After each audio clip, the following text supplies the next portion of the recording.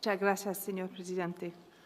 Monsieur le Président, Monsieur le Secrétaire général, Monsieur le Secrétaire général adjoint, Excellences, Mesdames et Messieurs les ministres et chefs de délégation, Excellences, Mesdames et Messieurs les représentants permanents des États membres, Excellences, Mesdames et Messieurs les représentants des observateurs permanents, Mesdames et Messieurs. C'est avec un immense honneur que je vous adresse les salutations les plus cordiales de Leur Excellence, les membres du Conseil présidentiel de transition de la République d'Haïti, présidé par M. Edgar Leblanc-Fils, ainsi que celle du Premier ministre, le Dr Gary Conille. En leur nom, je vous transmets les vœux de succès et de pleine réussite pour les travaux de cette 54e session ordinaire de l'Assemblée générale. Je félicite chaleureusement le secrétaire général de l'OEA, M. Luis Almagro, pour l'organisation remarquable de cette session.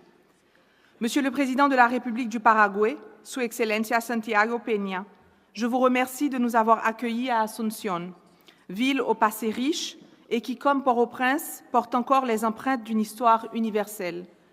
Votre pays, comme le mien, a été un carrefour de rencontres violentes des civilisations. Et ce matin, il est un point de convergence prometteur entre les peuples des Amériques. La République d'Haïti, ce bout d'île magique au nom duquel je parle, est le foyer de l'étincelle de la liberté pour tous, le berceau de la dignité pour tous. Dans l'épopée de ce continent américain qui nous unit, chaque recoin témoigne encore de la contribution haïtienne, raconte encore la vision et le courage de nos pères fondateurs et de nos mères fondatrices qui ont rêvé puis réalisé l'impossible. Si notre parcours a depuis été jonché de pages plus sombres, Haïti est encore et toujours prête à participer à la construction de notre avenir commun, ensemble. Monsieur le Président, le thème qui nous réunit cette session a une résonance particulière avec les réalités de mon pays. Il nous rappelle aussi, à bon escient, qu'intégration et sécurité pour le développement durable de la région sont des préoccupations tant profondes qu'urgentes pour tous les représentants réunis autour de cette table. Chacun de nos pays doit répondre à un niveau ou à un autre à la violence et aux inégalités chroniques dans la distribution des richesses. Durant cette Assemblée générale, il nous revient donc de prendre des engagements impérieux visant à permettre l'épanouissement de chaque citoyenne et de chaque citoyen de notre région, et Haïti participera activement à ces débats. Chers collègues, oui, Haïti est confronté à des défis majeurs. Encore. L'insécurité a trop longtemps paralysé notre trajectoire. Les crises multifactorielles exacerbent les souffrances de nos compatriotes, forçant trop d'entre eux à se résigner à la périlleuse entreprise de la migration. Des centaines de milliers de déplacés internes naviguent encore, sans repère, un quotidien incertain, livrés à eux-mêmes sur les parvis des églises. Au début de cette année, l'instabilité politique a menacé jusqu'au fondement de notre société. Elle a ébranlé notre foi dans un avenir meilleur et asphyxié nos élans. L'hémisphère entier a ressenti ces secousses. Pourtant, à Port-au-Prince, les bougainvilliers ont recommencé à fleurir entre les fils barbelés.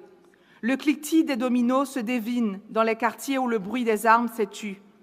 Les files d'élèves en uniforme tracent dès l'aube les rues de la capitale. Le ballet des avions commerciaux a repris dans notre ciel.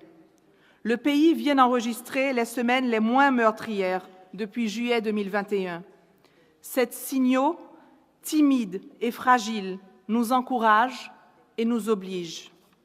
Sous l'égide du Conseil présidentiel de transition, composé des grandes orientations politiques du pays, du secteur privé, de la société civile et des associations interfoi, un moment inédit de rassemblement national est né, dans une opportunité réalisée avec l'appui bienveillant de la CARICOM.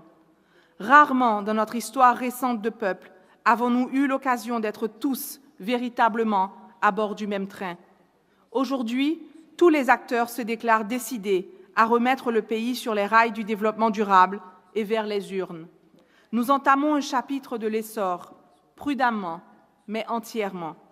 C'est dans ce contexte et en dépit des obstacles colossaux que le nouveau gouvernement haïtien est déterminé à prendre toutes les mesures nécessaires en vue de réussir les grands chantiers qui cimentent l'accord de transition politique. Rétablissement de la sécurité, redressement économique, réhabilitation des infrastructures, sécurité alimentaire et sanitaire, organisation d'une conférence nationale, révision constitutionnelle, retour à l'état de droit et de la justice sociale et élections pour le renouvellement du personnel politique. C'est désormais autour de ces grands axes que doivent s'articuler nos partenariats avec la région, le temps de la transition. Excellence. Conscient que tous nos pays sont en proie au fléau de la criminalité transnationale qui a des répercussions profondément négatives sur nos sociétés, le gouvernement haïtien s'attellera sans compromis à la lutte contre la corruption, contre le trafic des armes, le trafic des personnes, le trafic d'influence et le trafic illicite des biens culturels. Il organisera la mise en place d'un dialogue avec toutes les parties prenantes de la société haïtienne et de sa diaspora. La restauration de la confiance et de la solidarité entre les citoyens est une pierre angulaire de la reconstruction du pays. Cette confiance ne saurait se dessiner sans la prise en compte de l'état de traumatisme aigu qui mine chaque Haïtienne, chaque Haïtien. Confronté à des actes de violence, au cataclysme, à la faim, au désespoir, le deuil a longtemps semblé être le dernier dénominateur commun de la population haïtienne.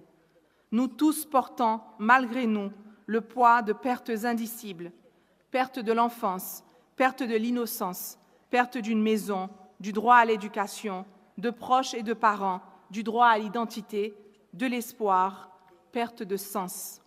Cette lourde taxe psychosociale atteint particulièrement les enfants et les femmes.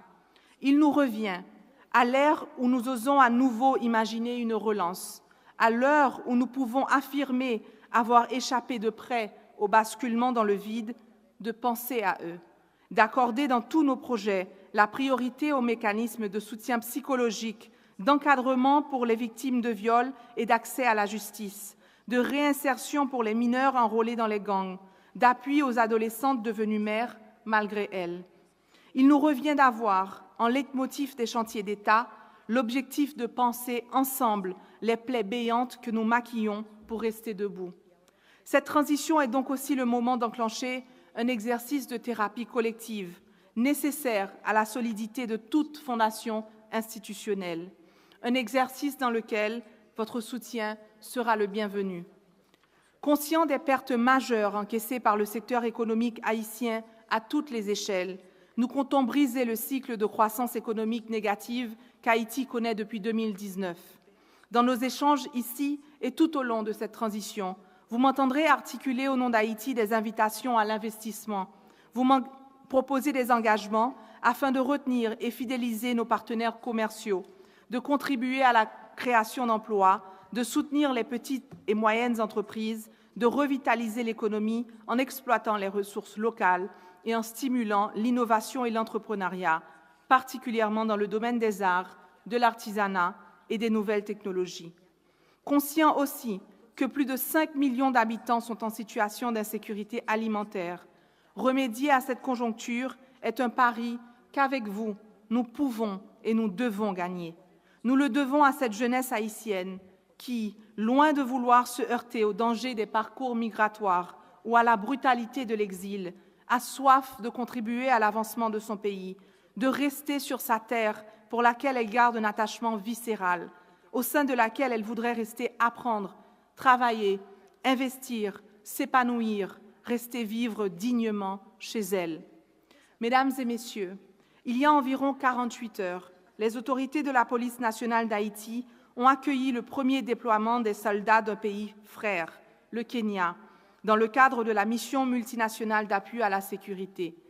Touchés par l'esprit de service panafricain de ces hommes et de ces femmes, nous espérons aussi que cette mission sera la dernière fois où Haïti aura à faire recours à une telle démarche pour appréhender son avenir. Mais afin qu'elle soit la dernière fois, il est impératif que cette mission aboutisse pleinement à ses objectifs aux côtés de la police nationale haïtienne. Je vous dis donc en des mots très clairs que c'est le moment de soutenir Haïti, c'est le moment de contribuer au renforcement de notre héroïque police nationale et de nos forces armées, tout en remerciant les partenaires qui ont déjà contribué par un soutien financier, technique ou en personnel, particulièrement les États-Unis d'Amérique, qui n'ont fait l'économie d'aucun effort pour arriver à cette première étape. Nous appelons toute cette Assemblée à un appui massif et urgent à cet effort critique. Le moment pour garantir un lendemain meilleur pour tous les Haïtiens et pour toute la région c'est maintenant. Aujourd'hui, l'investissement certain en Haïti est dans le rétablissement de la sécurité, la condition sine qua non à toute autre retombée positive pour la population haïtienne. Dans l'idéal si noble qui anime la Nuestra América de José Martí, ma démarche ici transcende un appel à l'aide adressé à nos voisins de la région.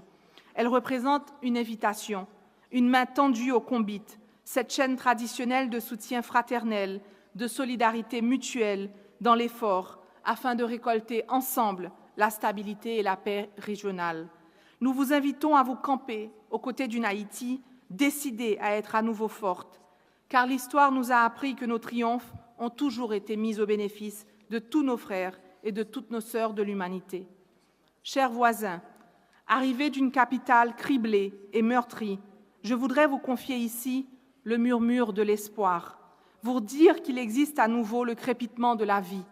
Depuis quelques semaines, il émerge une audace fragile mais tangible de toute la population haïtienne qui aspire à transformer l'espérance en nouveau dénominateur commun, décidée à réaliser l'impossible encore une fois. Je vous confie ici la force des Haïtiens qui savent que l'expression de notre culture, de notre identité, de notre essence est et sera toujours un acte de résistance, un pied de nez à la terreur.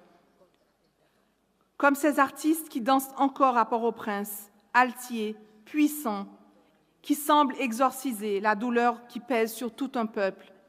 Comme eux, il nous revient aujourd'hui de regarder en face et ensemble les causes et les perpétrateurs de nos malheurs et de les éradiquer à jamais. Merci, merci en pile, Aïbobo.